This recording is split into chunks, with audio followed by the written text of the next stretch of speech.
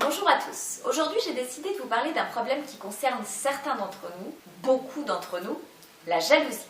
Vous êtes jaloux et vous voudriez que ça change. Alors, quels sont les 3 conseils pour arrêter d'empoisonner la vie de votre partenaire et la vôtre par la même occasion?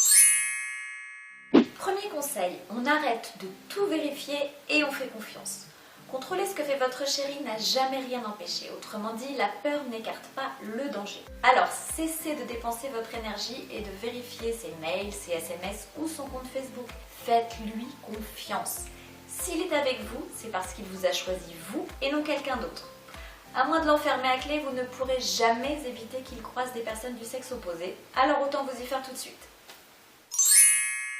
Deuxième conseil, on communique sainement. On ne rentre surtout pas dans le cercle vicieux des reproches et de la rancœur, rien de tel pour qu'une relation amoureuse devienne invivable.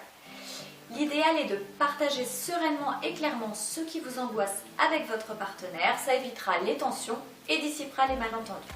Comment faire? Sans être agressif, on parle de soi et non de l'autre. Choisissez le je et non le tu.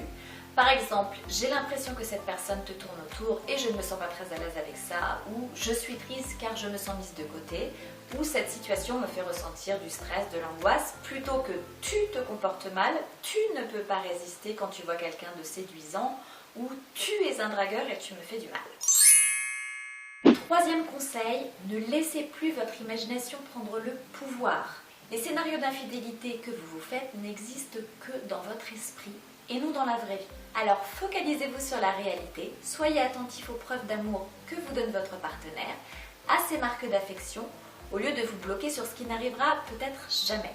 Restez ancré dans le présent et non dans un futur fantasmé. Ce qui se passe dans votre imagination n'est pas la réalité.